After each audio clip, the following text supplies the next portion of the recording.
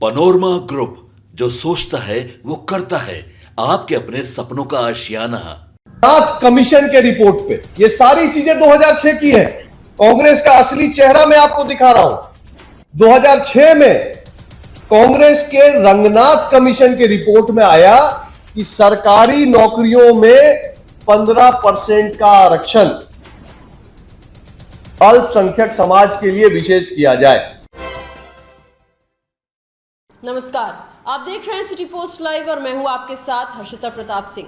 भाजपा नेता ऋतुराज सिन्हा ने आज प्रेस वार्ता का आयोजन किया, जिसमें उन्होंने पूरे विपक्ष को घेरे में लिया। राहुल गांधी हो, तेजस्वी यादव हो, सब पर जमकर निशाना साधा। कई सवाल भी पूछे। तेजस्वी यादव से भी सवाल करते हुए ऋतुराज सिन्हा ने कहा कि क्या सच्चर कमीशन रंगनाथन कमेटी की आदर करते हुए कांग्रेस के मैनिफेस्टो में जो है, क्या आप उन्हें वो अधिकार देंगे कि अल्पसंख्यकों के लिए आरक्षण के लिए जो पिछड़े वर्ग का आरक्षण है, जो ओबीसी का आरक्षण है, उसमें छेड़छाड़ किया जाए। तो वहीं आपको बता दें, ऋतुराज सिन्हा कहते नजर आए कि पीएम मोदी के नेतृत्व में देश में यूसीसी यानी कि यूनिफॉर्म सिविल कोड लाने की बात चल रही है।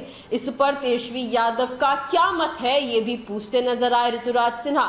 साथ ही कहा, सीमांचल की धरती पर जो घुसपैठिए हो रहे हैं, जो घुसपैठिए आ रहे हैं, क्या तेजस्वी यादव उसे रोकना नहीं चाहते? क्या वो चाहते हैं कि सीमांचल की धरती पर लगातार घुसपैठिए आए और उस पर कब्जा कर ले?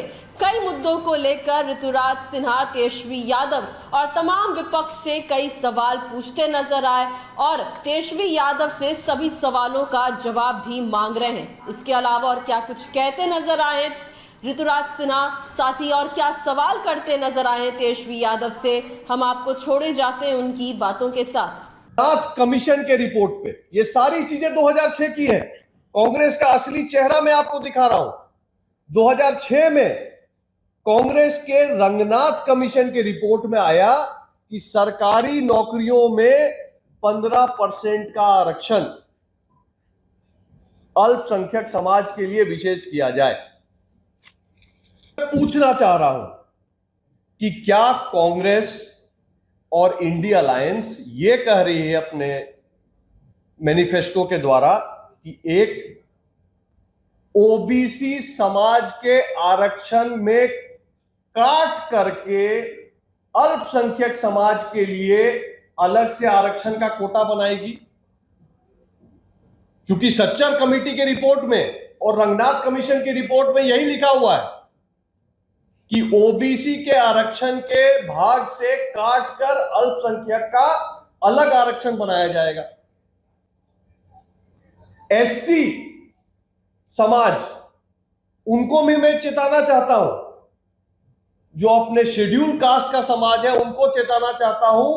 कांग्रेस ने मुसलमानों की भागीदारी, अल्पसंख्यक के नाम पर भागीदारी एससी रिजर्वेशन कोटा में भी देने की बात रंगनाथ कमीशन की रिपोर्ट में साफ साफ लिखी है। सच्चर कमेटी की रिपोर्ट का बाईलाइन, उसका मेन रिकमेंडेशन यह है कि दलितों से बुरी हालात अल्पसंख्यक समाज की है। तो क्या वहां भी आरक्षण जो एससी के लिए हमारे संविधान ने अंबेडकर जी ने दिया है, उसमें भी कांग्रेस छेड़छाड़ करेगी अल्पसंख्यक के लिए? और ये धर्म और संपत्ति का जो सर्वे कराने की बात राहुल गांधी जी कह रहे हैं कि संपत्ति का सर्वे कराएंगे, तो क्या संपत्ति का सर्वे करा के इसको भी जनसंख्या के आधार पर पुनर्बांटने की बात होगी? लोग कई बार भूल जाते हैं, लोग को लगता है कि सब खाली बात है, हो नहीं सकता है। मित्रों, मैं आपके माध्यम से देश को, बिहार की जनता को याद दिलाना चाहता हूं, कंपल्सरी डिपॉजिट स्कीम एक्ट इस देश में 2 बार 1963 में और 1974 74 में 2 बार कांग्रेस ऐसा एक्ट लेके आई है जिसमें जबरदस्ती सरकारी कर्मचारियों और मेहनत से कमाए हुए पैसे को सरकारी खजाने में डिपॉजिट कराने का एक्ट आया है इस देश में। 18% संपत्ति का और धन का सरकार ने जमा करवाया था 63 में भी और 74 में भी। तो क्या उसी तर्ज पे उसी तरह की कोई योजना ये पुनः बना रहे हैं? मित्रों, और ये मुद्दा और भी अब गंभीर होता जा रहा है, क्योंकि अगला चरण लोकसभा चुनाव का दूसरा चरण सीमांचल क्षेत्र का है। और अगर इस तरह का कोई योजना कांग्रेस, इंडिया अलायंस और तेजस्वी यादव जी बना रहे हैं, तो उसका सबसे बड़ा झटका सीमांचल में ही सबसे पहले लगेगा। सीमांचल आज बिहार का ऐसा क्षेत्र है जहां बहुसंख्यक समाज अल्पसंख्यक हो चुका है, यह हम सबको पता है। तेजस्वी जी कहते हैं कि मुद्दे की बात की जाए तो सीमांचल का चुनाव सर पे है। सीमांचल के मुद्दे की बात मैं कर रहा हूं। सीमांचल का सबसे बड़ा मुद्दा है वहां का सामाजिक समीकरण। सीमांचल में सबसे बड़ा मुद्दा है वहां का घुसपैठ। सीमांचल का सबसे बड़ा मुद्दा है वहां पे आतंकवादी तत्वों को संरक्षण। सीमांचल का सबसे बड़ा मुद्दा है वसूली, जिसके वजह से, धमकी वसूली की वजह से वहां से कारोबारी भाग रहे हैं। सीमांचल का सबसे बड़ा मुद्दा है हमारी माताओं और बहनों की सुरक्षा। हमारी मां बहनें उस क्षेत्र में कई जिलों में, सीमांचल के कई जिलों में अपने आप को बहुत असुरक्षित पाती हैं। सीमांचल का मुद्दा है गौ तस्करी।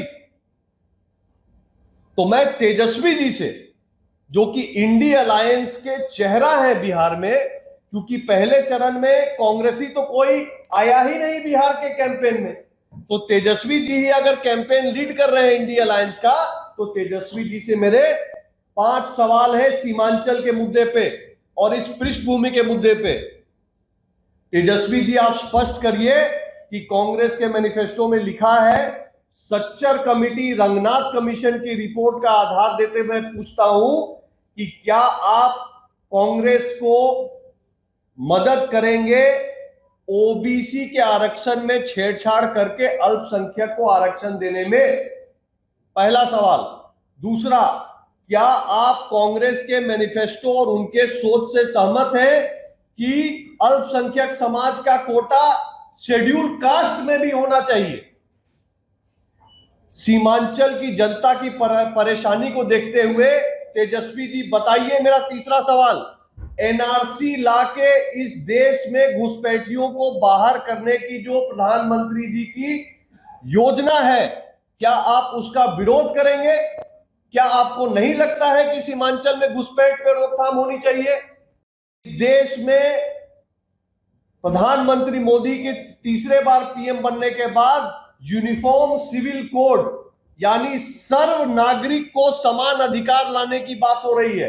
किसी को विशेष अधिकार ना होना चाहिए। हम सब भारत मां के बेटे हैं, बेटियां हैं, और हम सब के अधिकार समान होने चाहिए, क्योंकि हम एक समान नागरिक हैं। इस सोच के साथ यूनिफॉर्म सिविल कोड लाने की बात भाजपा ने अपने मैनिफेस्टो में स्पष्ट रखी है। सीमांचल की जनता, बिहार की जनता जानना चाहती है कि आपका यूनिफॉर्म सिविल कोड पे क्या मत है तेजस्वी जी।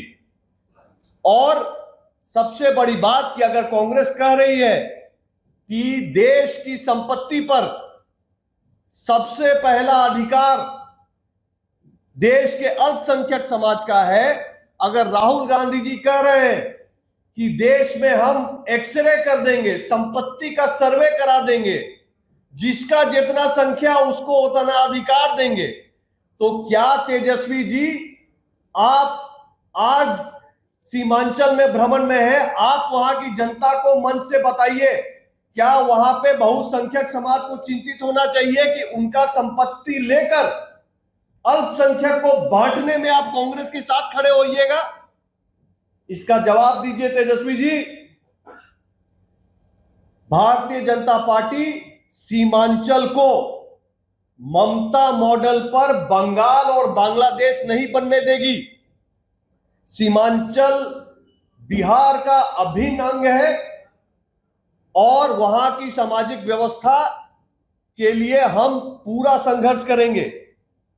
ममता दीदी का मॉडल वोट बैंक की राजनीति के लिए घुसपैठियों को अन्य देश से बुलाकर वोटर बनाकर यह राजनीति का जो घिनौना मॉडल बंगाल में चल रहा है, क्या तेजस्वी जी आप इसको बिहार में लाना चाहते हैं? सीमांचल की जनता को अंत में मैं बोलना चाहूंगा, तय आपको करना है। जब आप मतदान देने जाएं तो तय सीमांचल की जनता को करना है कि सीमांचल मोदी जी के साथ चलकर, एनआरसी लाकर, आतंकवाद पे अंकुश लगाकर, यूनिफॉर्म सिविल कोड लाकर क्या सीमांचल बचेगा या इंडिया अलायंस कांग्रेस आरजेडी के साथ, ओवैसी जी के साथ सीमांचल अब पाक बनेगा। पाक मतलब पी पूर्णिया, ए अररिया, के कटिहार और के किशनगंज। तो सीमांचल बचेगा कि पाक बनेगा, ये सीमांचल की जनता अपने मताधिकार का प्रयोग करके देश को बताए। धन्यवाद।